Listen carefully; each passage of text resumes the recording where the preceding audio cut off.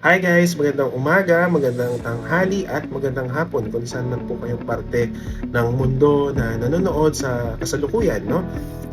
This video is intended for me to be able to share my BLEP or my psychometrician licensure examination journey. Last year, I also made a video regarding naman po ito sa licensure examination for teachers, which I passed during the Special Professional Licensure Examination 2023. So allow me to share my story na somehow makatulong, mag-inspire, lalo na dun sa mga gusto ding makapasa sa board exam or any goals or accomplishment that you want to achieve or you want to accomplish. So without further ado, let's begin po. December last year, I decided I considered to take the licensure exam for psychometricians. Hindi pa ako fully decided na whether I will take the board exam or not, because sabi ko parang wala nang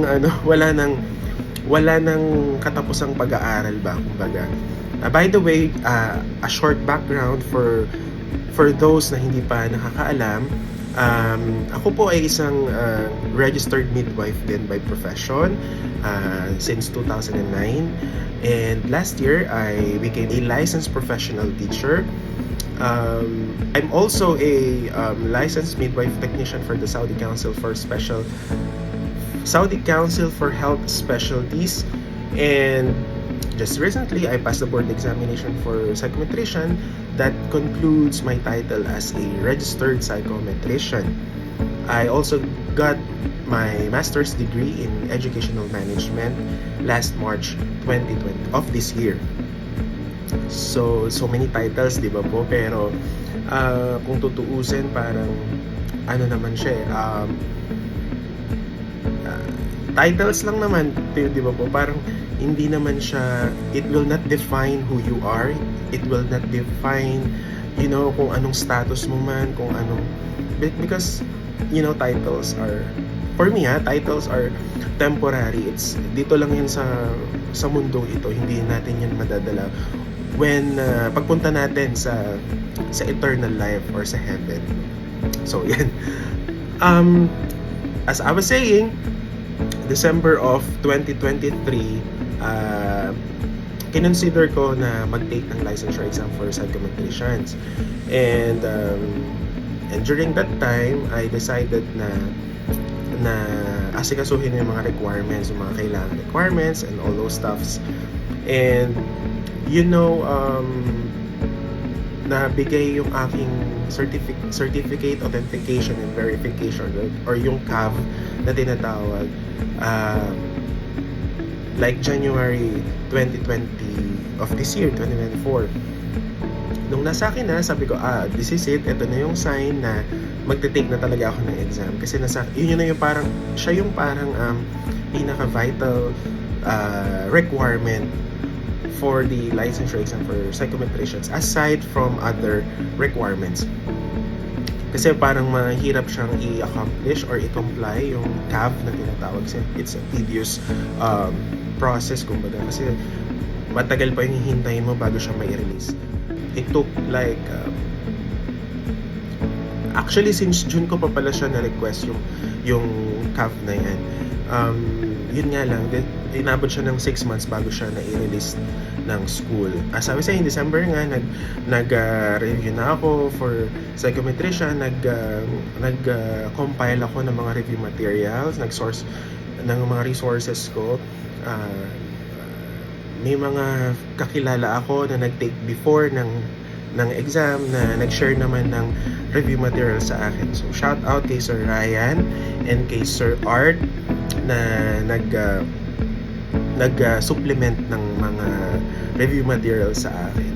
And also dun sa mga Facebook online groups, yan, may mga nag-share din dun ng mga review materials. So January, so tuloy-tuloy lang yung pagre-review ko until mid-Feb. Na-stop siya because may mga health issues na kailangan pagtuunan ng pansin. kailangan i-prioritize. So sabi ko, stop ko muna kasi parang siguro na-stress na ako kaka-aral na nako-compromise naman yung aking health. So nag-stop muna ako for some time, and then March naman of this year, umuwi ako sa Pilipinas at nagbakasyon. Sabi ko, hindi muna ako, ang sabi ko noon, while I'm on vacation, magre-review pa din ako, hindi ako parang mawawala sa focus. But then, nung nasa Pilipinas na ako, may mga untoward na circumstances din na nangyari. Na-hospitalize yung father ko, so I need to attend, and sobrang stressful din during that time. So kaya for almost 2 weeks parang wala din akong review.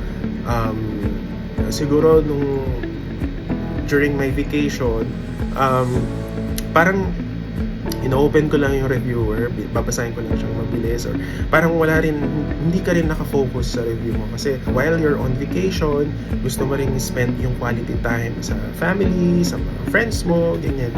Kaya yun, hindi rin ako nakapag-review masyado.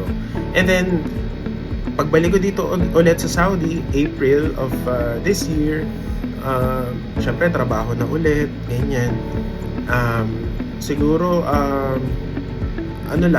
like in a week, siguro once or twice lang ako makakapagbukas ng mga reviewer, kaya hindi rin ako ganun ka-focus. And then may mga may mga health conditions ka pa na kino-consider, like here and there, sobrang dalas ng pag-atake ng migraine ko, na to the point na lagi akong nagsisick off din sa trabaho, ganyan. And then nakaschedule din ako for a procedure na talagang parang na-stress ako, na inisip ko, what if meron akong ganyan, what if basta ganon. And thank God naman at negative naman. So ayun, so after nung procedure na yon, tapos na-clear naman, so that's the time na nakapag-focus ako, beginning of May. So for the whole month of May, talagang kinerer ko na yung pagre-review for the board exam until the second week of June, before the scheduled board examination. And then nung verification naman ng documents, nung dumating na yung PRC dito, like 3 days before the exam, na-stress pa ako kasi yung mga pinresent ko na good moral character certificates ay like a problema pa.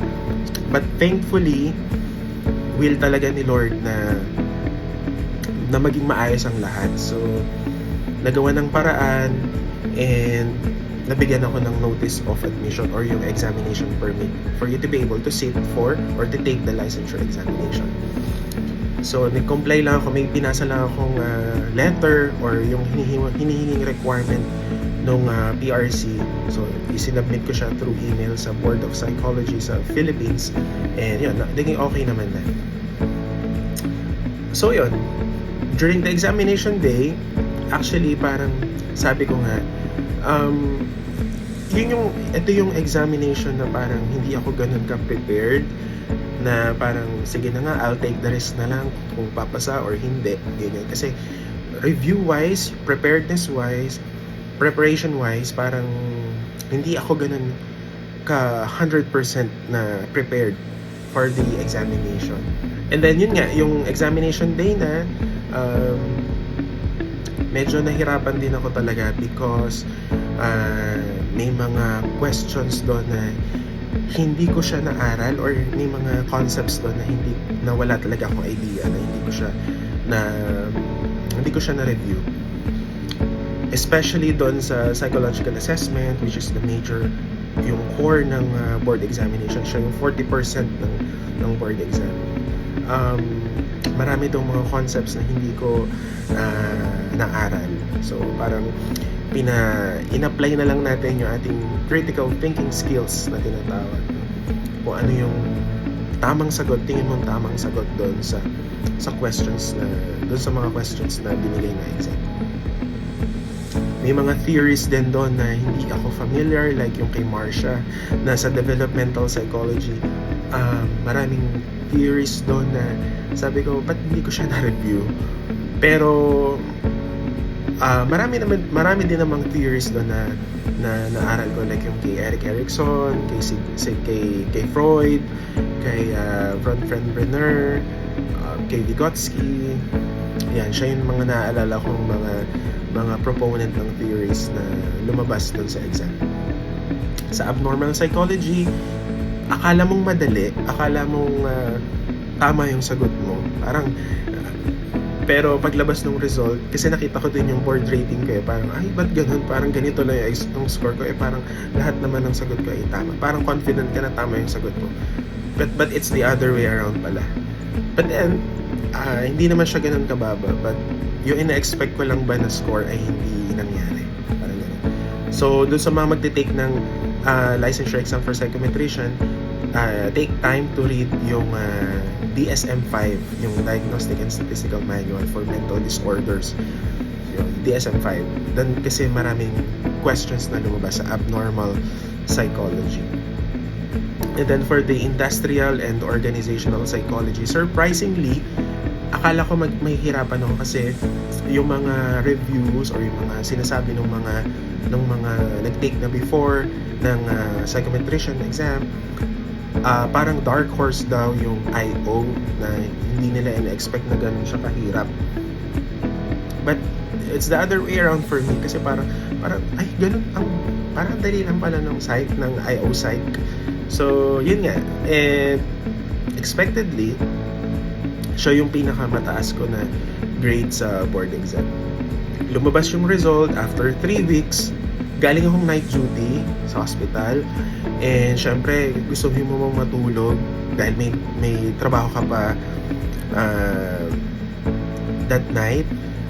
Hindi ka makatulog kasi syempre, na-excite ka, yung adrenaline mo, na-excite ka na lalabas na yung resulta that day. Kasi naglabas na rin yung PRC ng timetable kung kailan lalabas yung mga resulta ng mga different examinations. And July 11 naka-schedule yung release ng exam ng psychometricians. So, pagising-gising ako noon and then chine-check ko from time to time kung may result na. And then parang around 11:15, 11:20, ayan, lumabas na yung resulta ng exam. Actually, may mga unang nag-message na sa akin. So, shout out kay Sir Art na nag-message, kay Sir Alvin na nag-message na yung mga congratulatory messages nila even before ko pa nabuksan yung link mismo, yung official result ng exam. So nung binuksan ko siya, ayun, nakita ko nga yung name ko na pang number 7 ako. So parang pang number 5 pala, pang number 5 out of 7. Ang pumasa kasi ay 7 out of 16 psychometrician examinees. Isa na naman siyang parang achievement. Ganon, masaya ka na naman, super elated, super happy, super euphoric yung experience, yung pakiramdam. Kaya ayun, alam mo, ang na-realize ko lang talaga dito sa journey na to, kapag talaga ibibigay sa'yo ni Lord yung blessing na yan, ano pa mang balakid, ano pa mang mga challenges ang pagdaanan mo along the way, ano pa man, darating ka pa rin talaga dun sa point na yon na yung point of success or yung point na makakukuha mo yung blessing na yun. During those challenges, maraming mga ituturong lessons sa'yo si Lord. Yung faith mo ay pagtitibayin talaga. It is how you will stick to your faith. It's how you will na parang kumapit talaga sa faith mo sa Panginoon despite of the challenges that you have been experiencing during that time or during that journey. And ayun, ang sarap lang sa pakiramdam kasi na hindi siya yung I made it, I made it, nagawa ko, like self-acclaimed na success. Hindi because ang sarap sa pakiramdam kasi alam mo na binigay ni Lord sa'yo na whatever had happened, binigay pa rin niya sa'yo, di ba? Parang super, ano siya, super satisfying, yung satisfaction talaga na talagang, at saka talagang titibay pa yung faith mo na God is amazing. He moves in mysterious ways.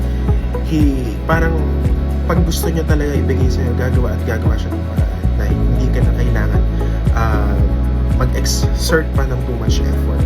Alam mo yun. So, ayun. That's what I want to, to magnify in this journey, na stick to your faith, believe that you can do it through the help, through the grace and mercy of our Lord Jesus. No? And yun lagi kong pinangahawakang Bible verse, no, sa aking buhay, na whatever happens, naniniwala ako na, itong Jeremiah 29:11, for I know the plans I have for you. Siya ang nagsabi nito ay si Lord, declares the Lord, plan to prosper you and not to harm you, plans to give you hope and a future. So hindi tayo papabayaan ng Panginoon, hindi ka niya ilalagay sa sitwasyon na alam niyang hindi mo kayang pagtagumpayan. So kaya importante yung faith natin sa Panginoon. And sa mga aspiring psychometricians naman dyan, even self-review, kahit hindi kayo I'm not saying na wag na kayo enroll sa review center. Kung nagawa ko sa tulong ng Panginoon, magagawa niyo rin yan. Kung wala kayong budget na mag-enroll sa isang review center, dahil alam ko mahal yung tuition or yung enrollment fee para dun sa mga review center. Yung sikat niya yung review center, parang I think nagre-range ng 16 to 20,000, I'm not sure, parang ganun. So yung i-spend nyo doon, or kung may means man kayo ng pang-enroll, why not? Pero kung wala, self-review will do. Kasi kung nagawa ko, magagawa nyo rin yun. Just make sure na hingi kayo ng guidance, hingi kayo ng wisdom and knowledge from the Lord at ibibigay niya yan sa inyo. Yun lang, and God bless all of you.